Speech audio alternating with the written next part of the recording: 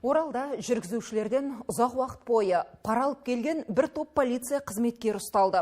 Бұл туралы сыбайлас жемқорлыққа қарсы іс-қимыл департаментінің өкілдері мәлімдеді. Патрульдік полиция батальонының инспекторлары өзара сөз байласып, көлік иелерінен көлденең табыс табуды жолға қойған.